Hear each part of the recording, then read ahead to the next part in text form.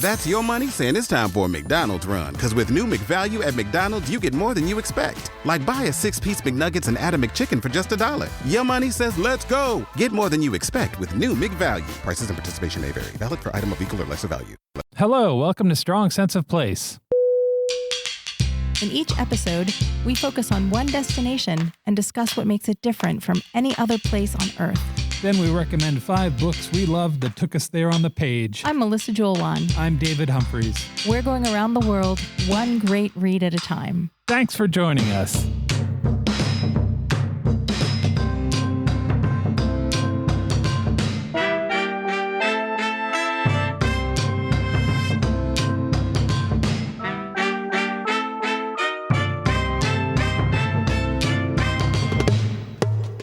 Welcome to episode 30 of Strong Sense of Place. Today we are getting curious about Egypt.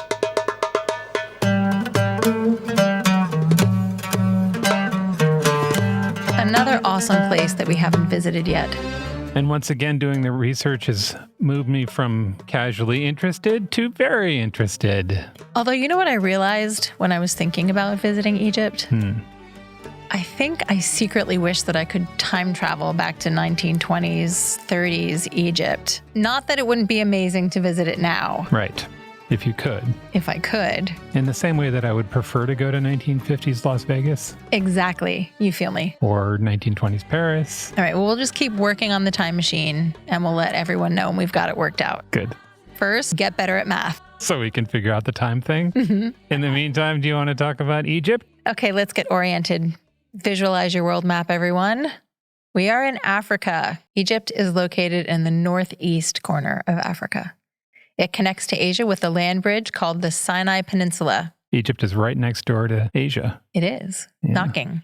It touches both the Mediterranean and the Red Seas, and it shares land borders with Sudan, Libya, the Gaza Strip, and Israel. The capital is Cairo. Yep. And other cities that you may have heard of include Luxor, Aswan, home of the dam, and Alexandria. Named after Alexander the Great. Exactly. Egypt is about the same size as Texas geographically. Okay. But this surprised me. The population is 102.3 million. That is the same as the combined population of California, Texas, Florida, and Pennsylvania. Wow. That's a lot of people. It's a lot of people. That's more than I would think. And 95% of those people live along the Nile and its delta. Wow, really? So 95% of the people live in 5% of the land. Now I'm having pictures of Manhattan levels of congestion right next to the hippos. Is that? I'm pretty sure that's exactly what it looks like. Fun fact, if you look at a map of Egypt shot from space, you can see this green ribbon snaking through the country. That's the river, and that's where all the people live. The delta. So it's not really an exaggeration to say, even though I am prone to exaggeration, it is not an exaggeration to say that the Nile is the lifeblood of Egypt for animals, plants, and humans. And has been for thousands and thousands of years. Okay, here's a cool thing that I learned. The Nile Delta is a stopover place for millions of migrating birds. It's like the bird vacation capital. Bird Vegas. Storks, cranes, pelicans, eagles, buzzards. Falcons. Yeah. All making their way from Europe to Africa. This is also where you go if you want to smile at a Nile crocodile or, as you've mentioned, see a hippo in its natural habitat. Yeah. You could also go there to see my favorite crossword clue answer, asp. Oh, right. Which is a poisonous river snake that may or may not have killed Cleopatra. Okay. Even though so much of Egypt is desert, in the south, there are also rainforests, which, again, surprised me. And bananas, bamboo, and coffee all grow there. Oh, really? As well as the plant that is probably most strongly associated with Egyptian history and legend, papyrus. Oh, right. Which brings us to ancient Egypt. Let me preface this by saying that when I Googled timeline of Egyptian history, I got a timeline that started in 3100 BCE and had like 60 lines of facts. Yeah. So obviously, I'm not going to be able to dig too deeply into all of that. Right. But I want to share the first entries because it's really awesome. The very first thing on the timeline was Hieroglyphic writing is created. Yeah. That's a big one. That's a good one. And then two-dimensional imagery and symbolism are established. I mean, yeah. Major. Yeah. You got writing and art right there. Really, if those were the only things you did, big props. Exactly. But they also got the awesome bob haircut from the Egyptians. They weren't just sitting around eating dates and walking sideways. They were, in fact, starting one of the world's first civilizations. Yeah. 5,000 years ago. Writing began with hieroglyphics on temple walls around 3100 BCE. And then about 1,000 years later is when they started writing on papyrus. I like to think of hieroglyphics as a really long comic about a guy who's got the head of a jackal. I mean, it's a good story. Yeah. As you've sort of alluded to, this is the time of the pharaohs and their pyramids and the Great Sphinx. Yeah. At this point, Egyptians worshipped many gods. And two of the really important ones were the sun god Ra and Amun, the god of air. They eventually merged, and you may be familiar with their new name, Amun-Ra. Also very important was Osiris, who was the god of the dead. And it was the belief in Osiris and the afterlife that led to mummification and building the pyramids and King Tut's snazzy solid gold sarcophagus and the 1978 super hit King Tut by Steve Martin. Now when I die, now don't think I'm a nut. Don't want no fancy funeral, just one like old King Tut. A lot of obsession with death in the Egyptian culture. Getting ready for it, being prepared for the afterlife. Yeah. Taking all your favorite stuff with you. Yeah. I feel like they approach death the same way I approach an airplane ride. That is a very apt description. All of my books, all of my snacks, and a couple of video games, just in case. Some movies. You never know. Little blankie. Okay, all of that splendor came to a close in 332 BCE when Alexander the Great conquered Egypt and founded Alexandria at the mouth of the Nile. Quite a narcissist, that guy. After his death, a general named Ptolemy seized the throne. I feel like seizing the throne comes up a lot. For hundreds and hundreds of years, seizing the throne was definitely the way to go. The Ptolemies were super smarty pants. They spoke Greek, and they grew Egypt's wealth and power. And most relevant to our interests, the Ptolemies built the famous library at Alexandria, which was the center of knowledge and learning in the world at the time. No one is really sure how many books were in the library, but estimates range from 20,000 to 700,000. It depends which account you believe. It also had gardens, a zoo, and shrines for each of the 9 muses. Yeah, we talked a little bit about the Library of Alexandria and their thieving ways back in our library episode. I halfway approve of thieving to build a library. Yeah.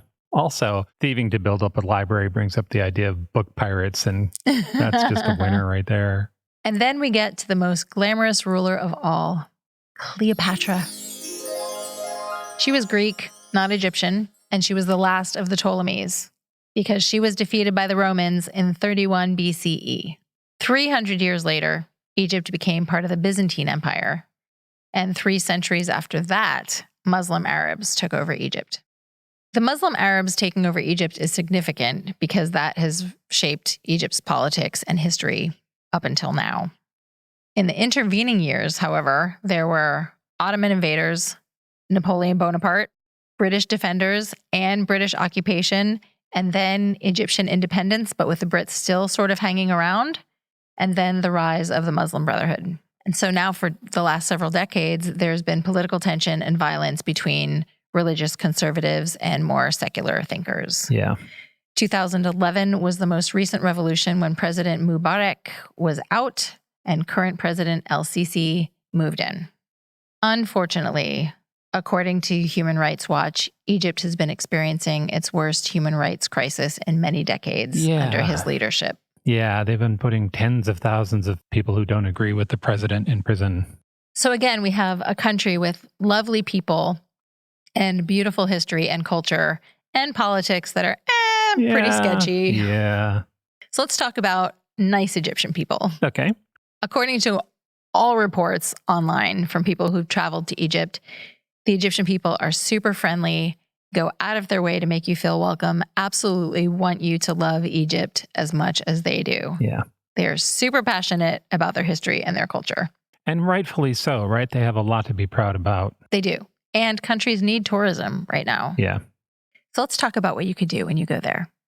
Obviously, there's visiting the pyramids and tombs and mosques.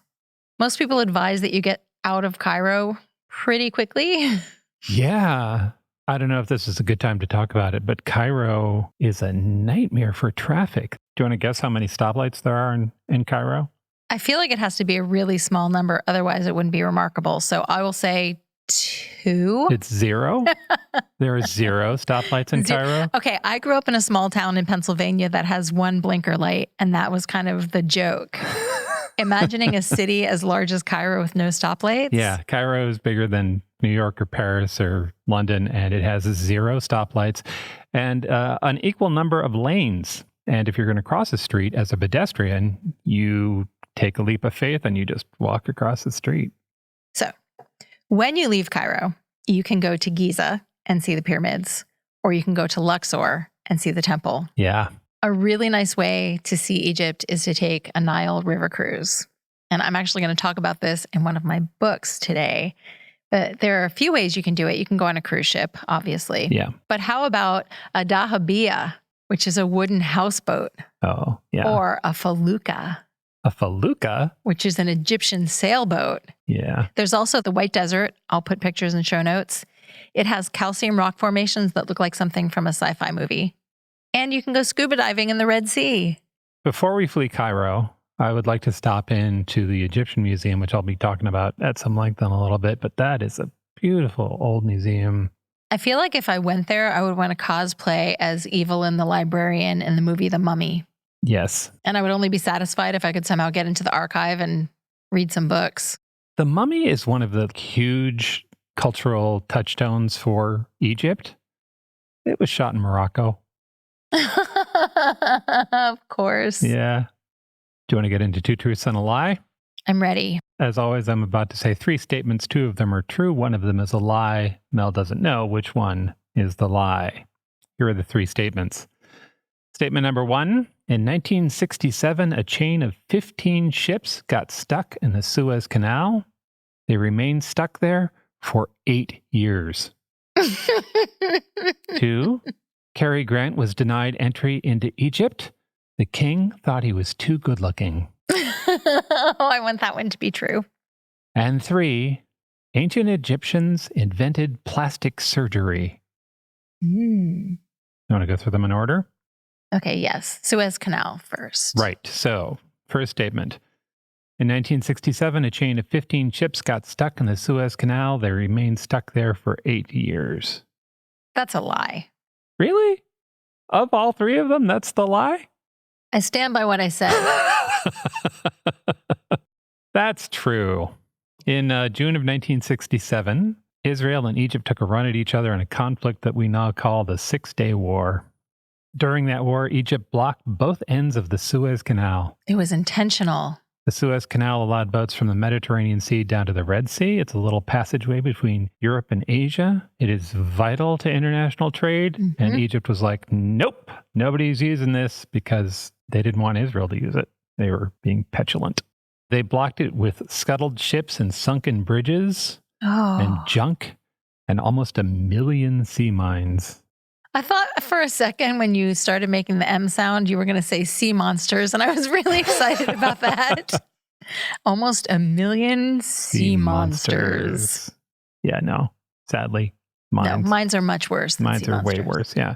15 ships were caught in the middle. They were from 8 different countries, including the US, the UK, West Germany, and Czechoslovakia. Most of them were forced into the widest part of the Suez Canal in a place called, aptly, the Great Bitter Lake. Oh my goodness. Yeah. The normally 12-hour trip down the Suez Canal became an 8-year stay. And see, this is why I need to bring all my stuff on the airplane. The ships came to be known as the Yellow Fleet because the sands of the nearby desert would blow up on the ship and stay there. In October, 5 months after they were trapped, the officers and crews of 14 ships met and they founded the Great Bitter Lake Association. Amazing. And they continued to meet and have social events and hold boat races and soccer games for the next 8 years. One of the ships had church services. One of the ships served as a movie theater. They made a postal system. They handcrafted their own stamps. Egypt recognized their stamps after a while, so they were able to have international mail. 2 years later, and I imagine it was a very long 2 years, in 1969, it became possible to reduce the number of crew on board. So they started a skeleton crew rotation every few months. In 1975, the canal was opened again for international transport. In May of that year, the 2 German ships finally reached their home port in Hamburg, where they were met by 30,000 people. Oh, that's so nice. Yeah. That's a crazy story. Yeah, it really is. Next statement. Cary Grant was denied entry into Egypt. The king thought he was too good looking. Okay, that's the lie. To explore that, we need to talk about King Farouk. King Farouk ruled Egypt from 1936, shortly after his father, the king, died, to 1952 when he abdicated. When he abdicated, the palace was surrounded by tanks. It was like that. There's that seizing the throne thing we talked about. Totally. So he was not ready to be king. Farouk liked to party a lot. He took an entourage and they spent months touring Europe's casinos and nightclubs. He eventually earned himself the nickname the King of the Night. Farouk liked to throw gold coins to the poor to win their favor, I guess. He would also drop ping pong balls from a plane that could be redeemed for candy, but he didn't really enjoy the day job part of being a national leader. To his credit, it sounds like he had fun with the being rich part. Yeah, it did. In 1944, Franklin Roosevelt and Chiang Kai-shek came to Cairo to talk about war plans against the Japanese. I don't know if I can say that with any more weight. Farouk blew it off. Wow. Yeah, at the time he was in the British hospital flirting with nurses. Priorities. He was ultimately deposed in part because of his support of Nazi Germany. He thought the Nazis would be better occupiers than the British. He had a number of foibles, King Farouk did. He was a kleptomaniac. He would routinely stay with the Egyptian elite and then take a painting or a piano with him on the way out. A piano. Yeah. Okay. He once pardoned a thief in exchange for teaching him how to pick a pocket. I'm not going to lie. I kind of wish I knew how to pick pockets and locks. Yeah. Well, and then King Farouk turned around and used that knowledge on Winston Churchill's pocket watch. And he was a hoarder. When he left the castle, he left behind collections of, and stay with me here, diamonds, dogs, stamps. Live dogs? Yeah. Stamps, rubies, Fabergé eggs, medieval suits of armor, aspirin bottles, razor blades, paper clips, Geiger counters, 50 diamond-studded golden walking sticks, and 1 autographed portrait of Adolf Hitler. Wikipedia also reports that he owned, quote, one of the largest collections of pornography in the world. Hundreds of thousands of pornographic photographs, postcards, calendars, playing cards, watches, glasses, corkscrews, and so on. And that statement that he had one of the largest collections of porn in the world suggests to me that somewhere somebody is tracking that stat. King Farouk was vain, celebrity-oriented, and capricious, but I made up the part about Cary Grant. Darn it. Yeah. So that one was the lie, which means that the Egyptians invented plastic surgery. In 1862, an American antiquities dealer, Edwin Smith, bought a papyrus that turned out to be a medical treatise. It describes how to treat different injuries, fractures, and wounds in hieroglyphics. Interesting. Yeah. And one of the things that it covers is rhinoplasty, how to change the shape of a nose. The document is dated to about 1700 BCE, but historians think the knowledge is from Imhotep. Imhotep was an architect, priest, and physician from 2,000 years prior to that. An important cultural note here, Imhotep is also the name of the villain in 1999's The Mummy. Yes, it is. The most amazing part of this papyrus is that it's science-based. It outlines a rational, empirical approach to medicine. I tried this. It works. Here's how I think it works. Now you can do it too. Yeah. Yeah. Let's make everyone feel insecure about the shape of their nose. If you would like to see the writings of a person who was 4,000 years ahead of his time, you can find the papyrus at the New York Academy of Medicine on 5th Avenue and 103rd in New York City. It's open to the public by appointment. Cool. Yeah, that's 2 truths and a lie. Let's talk about books. Let's do it. My first book is The Visitors by Sally Bowman. This is historical fiction set in 1922 Egypt and England.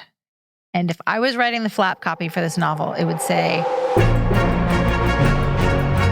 a sprawling epic stretching from the desert sands of Egypt to the modern streets of London. Wow. Yeah, it's like that. This is 550 pages of drama, adventure, and a huge cast of characters. And it is glorious. That's fun. The story opens in 1922. Our heroine is Lucy Payne. She's 11 years old, and she's a little sickly because she's just survived a bout of typhoid that killed her mom. Her father is a Cambridge professor, and he is way more interested in books and his career and his curvaceous new secretary than he is in this little daughter that's now his sole responsibility. Yeah. Lucy is kind of self-contained in a way that's a little bit heartbreaking. And she narrates the story in the first person. So I was getting very strong Jane Eyre vibes from the beginning of this book. But instead of being handed off to a mean aunt, Lucy is sent to Egypt with an American governess named Miss Mack. Miss Mack. Yes. She is very prim, and she is taken with details, and she has strong ideas about proper behavior. Oh. Here is Lucy describing Miss Mack. Okay. Miss Mack believed in timetables as well as pyramids. She was convinced regimes were therapeutic. So the day of our exposition was planned with zeal. 5 a.m., the pyramids at Giza. Departure, prompt. Noon, picnic luncheon at the Sphinx in the shade of her paw. 2:30 p.m., return to Shepherd's Hotel. Obligatory rest period. 4 p.m., tea on the celebrated hotel terrace. 5 p.m., attendance at Madame Masha's legendary dancing class. Duration, 1 hour. Benefits, inestimable. I mean, that sounds like a really good day to me, but It does. Does it sound like a good day to Lucy, or is she? She's affectionately teasing about Miss Mack. Okay. The lead-in says her perfect loopy handwriting. Like, Miss Mack is just very much all of that. Yeah. To her credit, she also has a mischievous streak that kind of pops up in other places in the story that's really fun. So in Cairo, Lucy and Miss Mack find themselves among the posh society of other foreigners. It's a very clever mix of fictional characters and real people. So Lucy becomes fast friends with a little girl named Frances. She's the daughter of an American archaeologist, Herbert Winlock. He's curator for the Metropolitan Museum of Art in New York. Those are real people. Oh, okay. The social circle also includes Howard Carter, the real-life archaeologist who discovered King Tut's tomb. Yeah. And Lord Carnarvon, the aristocrat who financed Howard Carter's work. Plus, there's assorted wives and children, servants, posh friends. And it's all very gossipy and British and gin-soaked. So this is the trip to 1920s Egypt you wanted to have. 100%. Yeah. The action travels from Cairo to Luxor and includes, in no particular order, here we go, all the things. A houseboat ride up the Nile. Oh. Picnics at the Great Sphinx and inside a pharaoh's tomb. Car chases across the desert. A garden party fraught with tension. Drunken spats and revelations. And it's all leading up to the discovery of King Tut's tomb and the question that drives a big part of the narrative. When Howard Carter opened the tomb, he was supposed to wait for officials from the Egyptian Department of Antiquities before he went in. Did he enter the inner sanctum in the dark of night? Did he? Did he? So the narrative moves between the past and the present. Lucy is now 90 years old, and she's looking back on her life. A documentary filmmaker is investigating what Carter did and didn't do at King Tut's tomb, and he thinks Lucy knows. So we get to enjoy their verbal sparring while she reflects on her experiences in Egypt and her life afterward. So, things I loved about this book. There are a lot. The author, Sally Bowman, sets the action at real hotels of the period where the wealthy foreigners stayed. Yeah. So the Grand Continental, the Shepherd, the Winter Palace. It's all very glittering and luxurious. And some of those hotels still exist. They still look amazing. I'll put links in the show notes.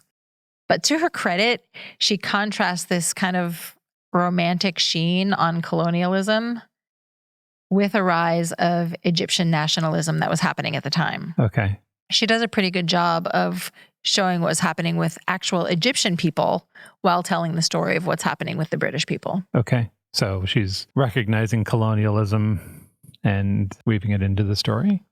Yeah, and that's why the question about whether or not Howard Carter went into the tomb and when he went into the tomb is such a big idea, because it's completely disrespectful, because the Egyptians were supposed to be there to make sure they weren't running away with the treasures from the tombs. Yeah. One of the other things that's really sweet is that there's a lifelong friendship between Lucy and Frances, the two little girls kind of at the heart of this story. They have the most amazing adventures in the desert. I mean, you can imagine being 10 or 11 years old with your best friend running around the tombs and the Sphinx, and the adults weren't really paying attention to them. So they got into all kinds of adventures and mischief. As you can probably tell, I really wanted to be able to jump into this book and hang out with these characters. They went to the Sphinx and had a picnic, and they had pita bread, and they put it on the paw of the Sphinx so that it could get warm from the sun before they ate it. Yeah. They hid behind a rock and spied on Howard Carter. Yeah. They hid under tables and eavesdropped on the grown-ups' conversations. Whoa. That's exciting. Yeah. That sounds great. So if you also want to do all of those things, I recommend The Visitors by Sally Bowman. My first book is The City of Brass by S.A. Chakraborty. This is an action-packed fantasy book that starts in 18th century Cairo. We meet a young woman. Her name's Nari. She's a rogue. A rogue? Yeah. She's fiercely independent and defiant. She lives on her own. She's never known her parents. They're long dead. She swindles Ottoman nobles for a living. I'm already firmly on her side. Yeah, same. But she also has this other thing. Nari's a healer. She can heal people. She can see people's illnesses. She doesn't know how it works. There's this nice line from the book. Nari could no more explain the way she healed and sensed illness than she could explain how her eyes and ears worked.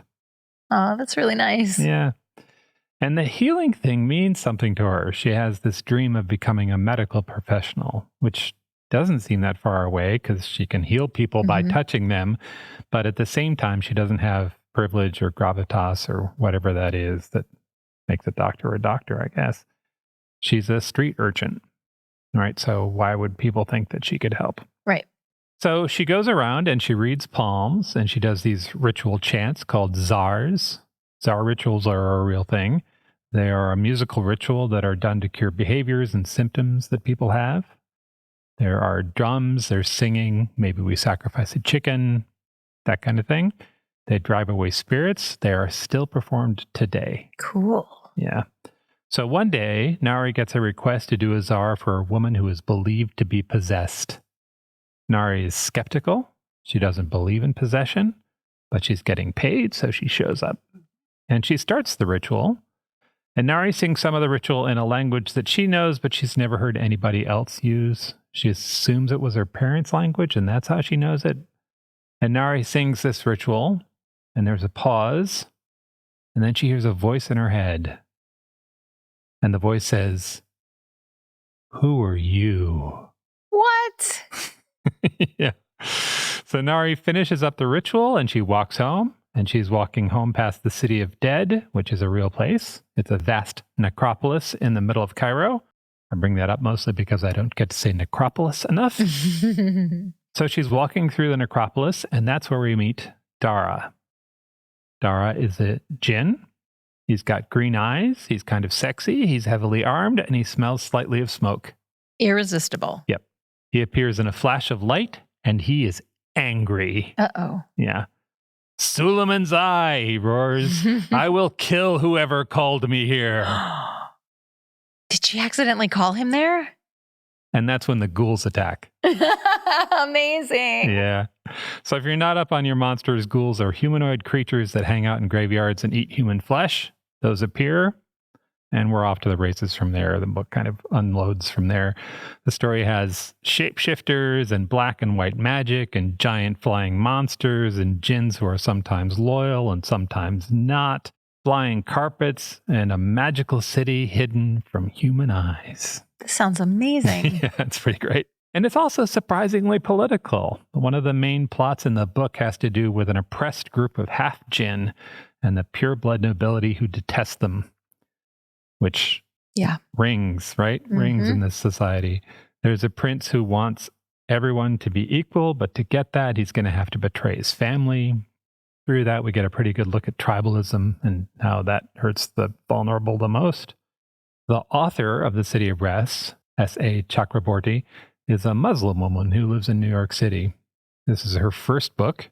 She had a job in medical management, and she intended to go back to school to study medieval Islamic history, which she'd been interested in since she was in high school. But at some point, she started writing down her ideas about the Djinn. In an interview, she said, in traditional belief, Djinn are beings created from smokeless fire that live unseen alongside us. They're said to have all sorts of magical abilities and live incredibly long lives, and yet often get relegated to the sidelines in stories. They're the anonymous wish granter for our human hero, the mischievous devil to be cast aside. I never thought that was very fair. They're fascinating. Give me a character who's seen the rise and fall of dozens of civilizations, the invisible lurker who's overheard your secrets. So I dreamed up a world for them, the world that became the City of Brass. It became a game with history and folklore providing the rules.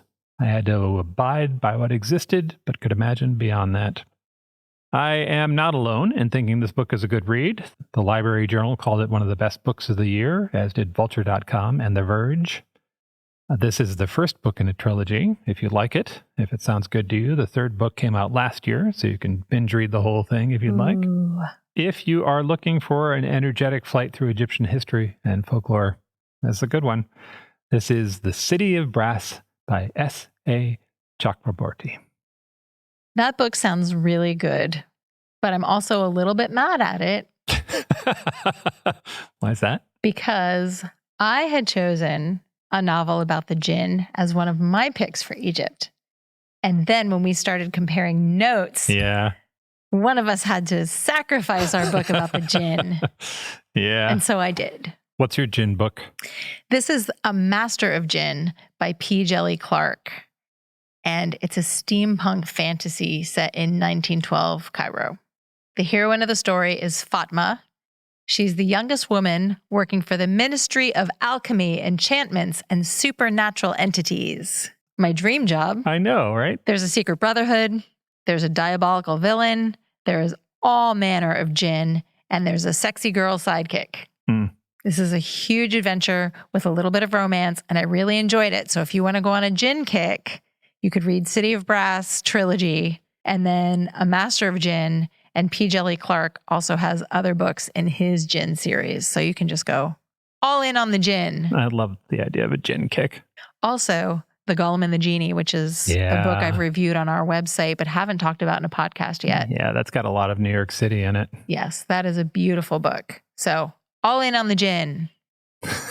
I'm just going to keep saying that. My next book is A Pure Heart by Rajia Hasib. This is a story about sisters and political revolution set in 2016.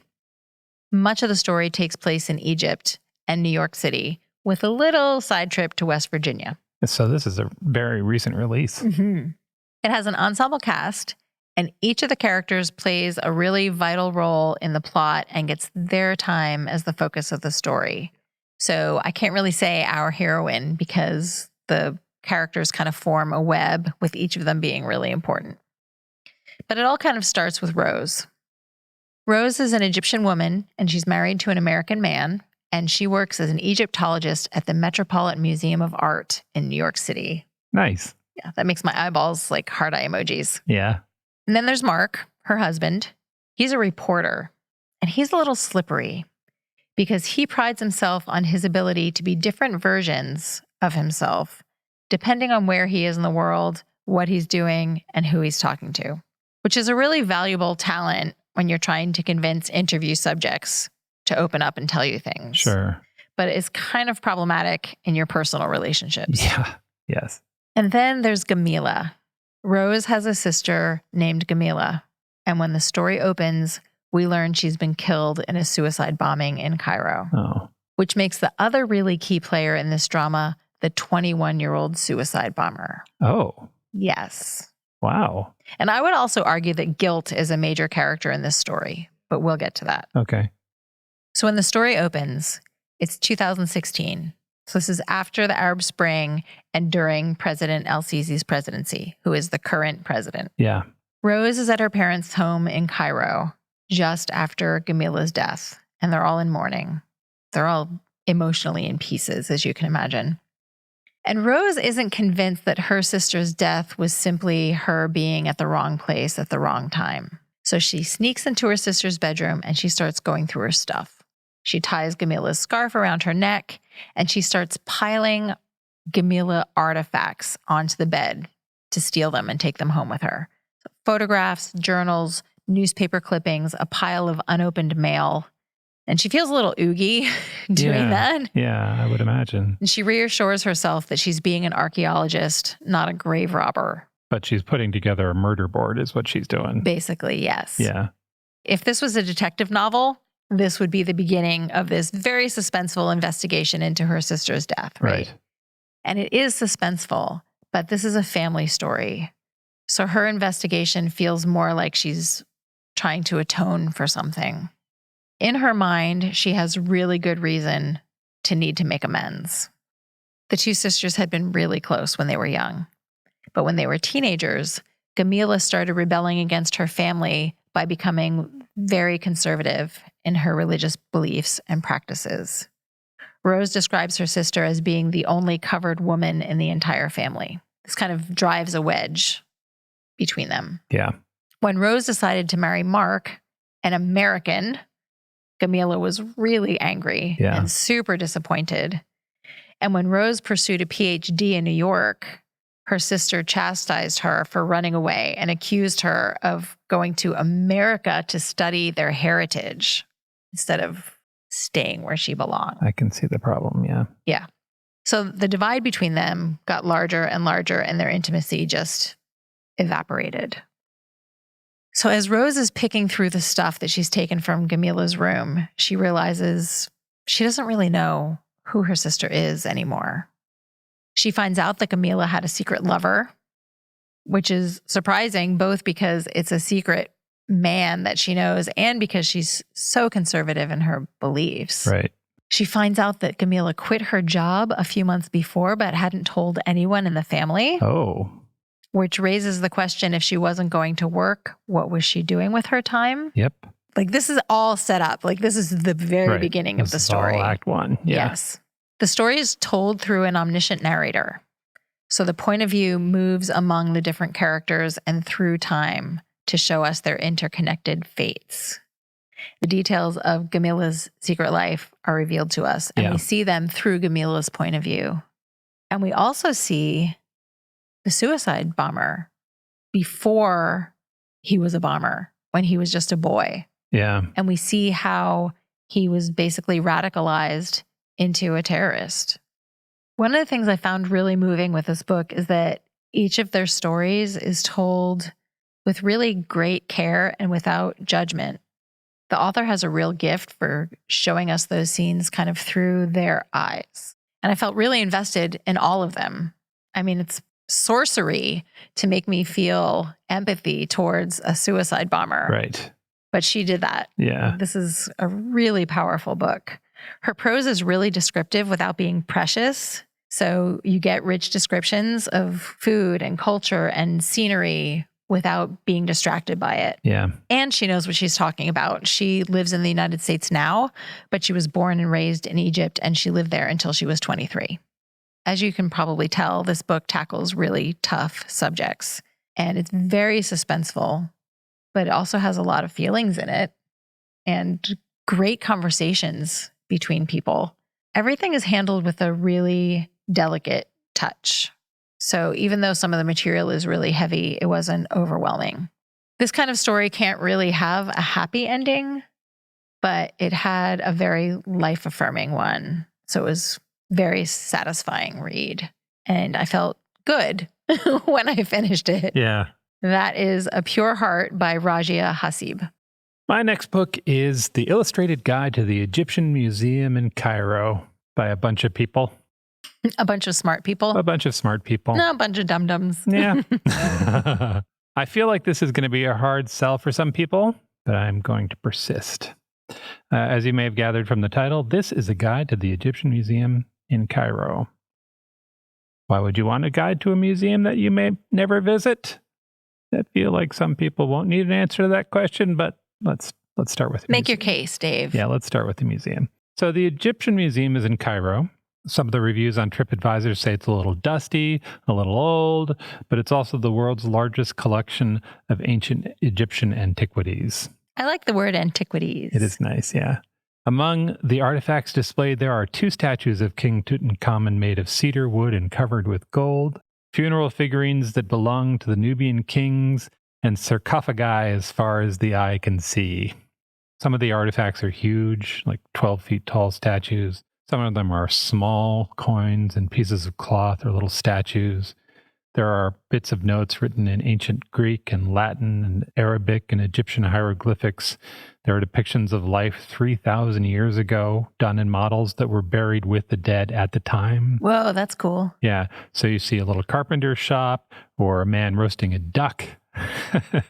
There's jewelry, earrings and bracelets and necklaces. It looks like a fantastic museum. And this book is a solid attempt to bring that museum into your home. I'm sold. Yeah. It's a 600 plus page book. Wow. Yeah. And it's got photographs on nearly every page. Some objects are shown multiple times up close and maybe a full shot or a second angle. And there's the text. So each item is described. And I love the writing. It's like having a sort of a great guide sitting there with you, patiently walking through each item. As an example, on one page, there's a picture of a statue of a falcon. It's gold and silver. You get a brief description, title, size, where they found it. It says it's 88 centimeters tall, which is just under 3 feet, so it's pretty good size. And then the text reads, "This splendid item made from gold and silver attracts the attention of the museum visitor. The statue seems imbued with the mystery of the god falcon, who's represented with a large sun disk on his head, a proud gaze, and talons solidly set. The difference in color of the metals used for the body and feet give the creature elegance and lightness. The body is split in 2 so that it can contain the mummified body of a real falcon. What? In other words, it is a sarcophagus in the shape of a falcon." Whoa. Yeah. And the text goes on to tell you that burying sacred animals was so popular that there are large necropolises created for that very purpose. Some people suspect that they were killed to send messages to the dead, that kind of thing. I find the text to be really soothing. It's just got nice. this nice rhythm to it. And for me, this is a browsing book. You can flip through it, find something you like, and read up on it. The book's been out for a while. It came out in 2001. You can find used copies of it for a very reasonable cost. You can also find a copy of this book on archive.org, so you can look through the whole thing before you commit. And we'll put a link in the show notes. This book is about to be outdated. And it's going to be outdated because the Egyptian Museum is about to close permanently. Permanently? Yeah, it's being replaced by the Grand Egyptian Museum. The Grand Egyptian Museum is a $1 billion complex that's being built a short ride from the pyramids of Giza. Whoa, that's cool. Yeah. It's currently expected to open in November of 2022. When it opens, it will be the largest archaeological museum in the world. It will feature the entire treasure of King Tutankhamun. Many of those items will be shown for the first time. And there's a 3,200-year-old statue of Ramses that weighs 83 tons. Wow, cool. They moved it and then they built a section of the museum around it. I love stories about how museums come to be, particularly the detail where they have something and then create the building around it. Yeah. That happened at the Vasa Museum in Sweden as well. There's also a really good story about how they moved Ramses, because he used to be in the middle of Cairo on a traffic stop. They have already begun to disassemble the old museum. Recent visitors say there are crates in the old museum. They're probably carting King Tut stuff as we speak. Honestly, I'd like to see both of them. Honestly, I'm a little worried about curses. That's fair. I'd like to see both of them. I'd like to see the dusty old shop and the shiny new complex. When you said it was described as dusty, it made it seem very appealing to me. Yeah. There are TripAdvisor reviews where they're like, it's a dusty old museum and there were crates everywhere. And I'm like, are you kidding me? That sounds amazing. I strongly suspect that this book is as close as I'm going to get to the old museum. And for that, I'm grateful. It's the illustrated guide to the Egyptian Museum in Cairo. That sounds like it would make an awesome holiday gift for curious kids or people who like to settle in on a Saturday afternoon with a blanket and a cup of tea and do some armchair travel. Yeah. That sounds really fun. Speaking of which, I'm going to cheat now. I wanted to mention 2 other books I read. They're both intended for children. You're stealing my cheating vibe. Yep. These are both intended for children, but I think we all know how I feel about that kind of ageism. It's not right. It's not. It's not right. The first is called How the Sphinx Got to the Museum by Jesse Hartland. This is a picture book intended for kids 6 to 9.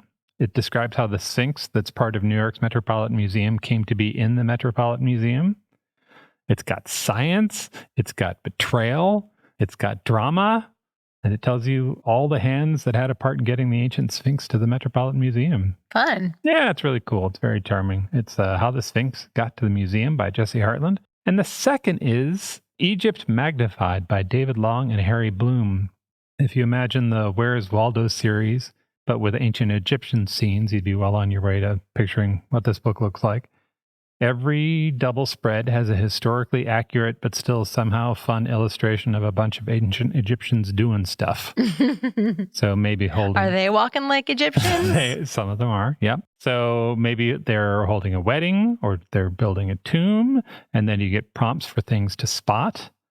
Some of those are historical, like find the man using the sickle. Some of them are fun, like find the farting hippopotamus. Really enjoyed that book. It is Egypt Magnified by David Long and Harry Bloom. I feel like you left out a key detail about that book. It comes with a magnifying glass. Irresistible. Yeah, it does. My last pick is the book that I read as a last-minute substitution after you stole the Djinn story out from under my nose. Yeah. And I'm so happy that I did because this is one of my favorite books of the year. It's called The Last Watchman of Old Cairo by Michael David Lucas. This book is only 200 pages, but it combines elements of historical fiction, family saga, and a coming-of-age story. And I devoured it in one day.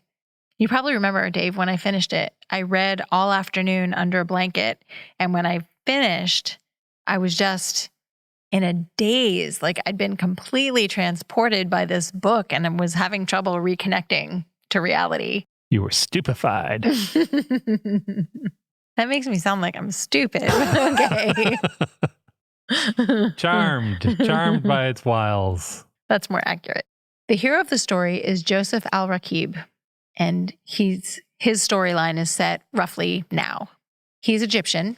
He's half Muslim and half Jewish. So that should prick up your ears a little bit. Because those people culturally don't usually get along. Mm-hmm. And he is a grad student at Berkeley. When we meet him, his father has just died. It's a real theme in the books I read for Egypt. We meet people shortly after the death of somebody significant. Yeah. Yeah. Joseph has just received a mysterious inheritance in the mail. It's an ancient-looking fragment of paper pressed between two panes of glass. There's a note in the package that says, "Your father asked me to send you this. Please call if you ever find yourself in Cairo." Signed, Mr. Mosseri. Joseph does not know Mr. Mosseri, nor can he make out all of the writing on the scrap of paper. He doesn't know what this thing is or why his father wanted him to have it. So he does the only reasonable thing. You want to guess what he does? Travels to Cairo? Exactly. He takes a leave from school and he heads to Cairo to reconnect with his family there. Once again, mystery is afoot in Cairo. Yes. He's going to investigate this odd legacy from his father. Joseph's relationship with his father was challenging. So there is a lot of emotional stuff to unpack there. But he also remembers how they bonded over stories when he was a kid.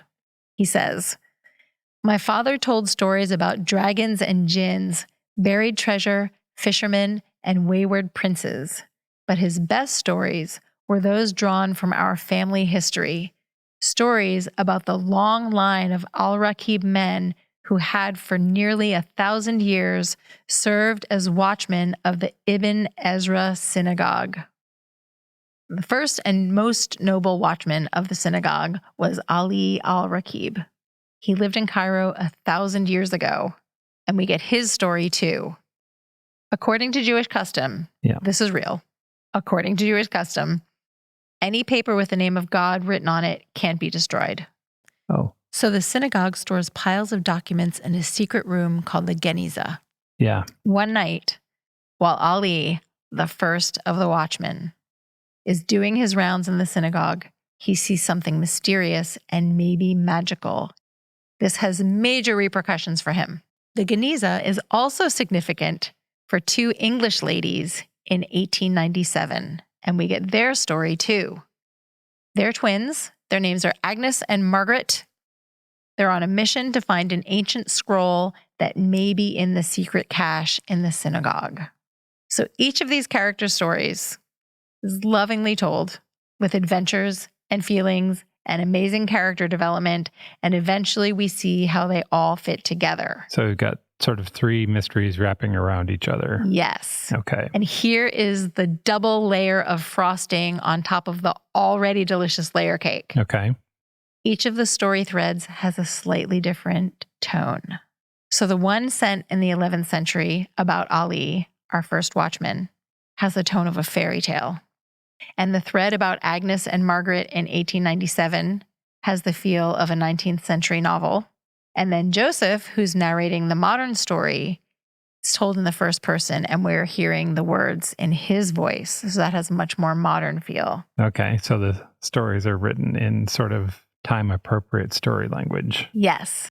And it's all really subtly done. It is not at all gimmicky. I didn't really notice it at first until I realized that when I would start reading a chapter, I would know which character and which setting I was in before anyone spoke. Right. Because I could just tell from the style of the prose. Oh, that's nice. Oh, so good. Okay, other things I loved. Egypt is very richly described in a way that's relevant to the plot because we see the same sites in each century. So we see how they've changed and how they stay the same and what they mean to people in the 11th century, the 19th, and the 21st. Yes. It also shows how Egypt was once a religiously tolerant place. Jews and Muslims lived and worked together and were friends and fell in love. There were not the divisions that we have now. We've seen this a few times in different countries in Asia where tolerance used to be common and now not all. Not so much. This story is also an advocate for all kinds of boundary crossing relationships. I don't want to give too much away because it's really fun, but there's a lot of things that might be considered taboo in different times just woven into the story. Yeah. And as you pointed out, each of the story threads has a little bit of a mystery to solve, but these characters are not presented as amateur detectives. This is not a mystery novel. These feel like real people trying to understand themselves and the people that they care about. Mm-hmm. There's a little bit of magical realism Oh, nice. There's a deep love of books and learning and history. It makes dusty documents very romantic. And the Cairo Geniza is real. This is a real cache of about 400,000 pages of materials from the Ben Isra synagogue. And it really was discovered by Agnes and Margaret and taken to Cambridge University thanks to them. Really? Yeah. I'll put links in show notes about all of that because the real life story is pretty gripping. That's great. Yeah. This is the highest praise I can give to this book. When I got to the final chapter of each character's story, because they go in threes. Yeah. So I knew how many chapters were left. Yeah. So I knew I was on Ollie's last chapter, for example. Right. When I got to the final chapter for each of these characters, I really got a lump in my throat and my eyes were stinging, not just because of what was happening to them, but because I was going to say goodbye to them. Yeah. It was really, really awesome experience. Yeah, I can't wait to read it again. That is The Last Watchman of Old Cairo by Michael David Lucas. Those are 5 books we love set in Egypt. For more on Egypt, including the books we discussed today, more book recommendations, and a whole bunch of other stuff, visit our website at strongsenseofplace.com, or you can follow the link to our show notes from your podcast player, probably. Mel, can you talk about the special blog post you wrote for this episode? We have a roundup of gorgeous photos from all over Egypt because there are so many fun things to look at. I'm doubling up on food and fiction this time. Wow. Because there are 2 really traditional Egyptian dishes that I want to try. And if we're going to eat them, we may as well write about them. The first is ful madamas, which is often eaten for breakfast. It's fava beans with olive oil and spices. And then there are eggs and pita and vegetables on the side, and sometimes French fries. French fries for breakfast is one of my favorite things. Yes, I agree. And then the other is kushari, which is like a savory carbohydrate bomb. It's rice, macaroni, lentils, and chickpeas with spices. And then it's topped with a garlicky, vinegary tomato sauce and fried onions. Really? And there are restaurants in Cairo that serve only kushari. So those will be on the website in the next 2 weeks. And finally, the Library of Alexandria, then and now, because there is a new Library of Alexandria, and it is beautiful. They have a zoo? They don't have a zoo. They should get a zoo. And I don't think the 9 Muses are there either. All of that will be on the website in the next 2 weeks. If you like what we're doing and you have not reviewed Strong Sense of Place online, let me take this moment to encourage you to do so. Also, if you have reviewed it, maybe spread the faith and tell somebody else, tell a reader that you enjoy the show, and that would help us out immensely. So thank you for that. I would like to give a plug for the things we're doing for Patreon in November, December. Yeah, we've got a couple of special things coming up for those folks. We do.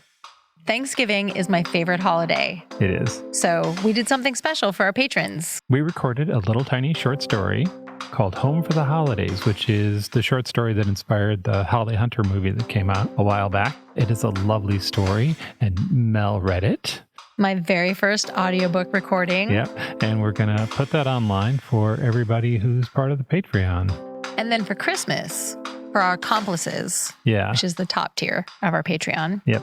We're having an online holiday party. Yeah, we'll get together. One of the highlights of that party is that Dave is going to read us a story in real time. Yeah, little Christmas story.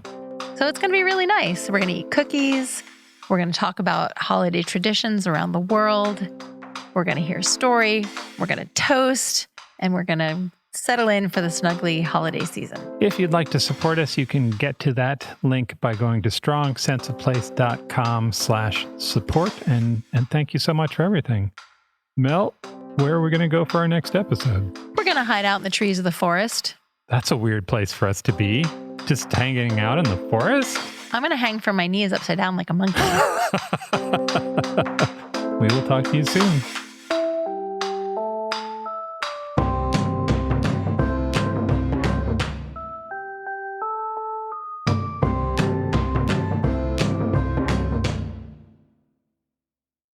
The Warning Woods has haunting horror stories that are sure to linger with you long after listening.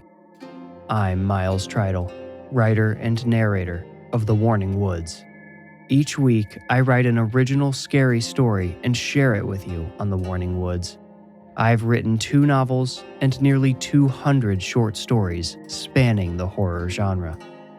If you're into scary stories, you need to check out The Warning Woods. Listen on Spotify, Apple Podcasts, or wherever you get your podcasts. Just search for The Warning Woods and click play at your own risk.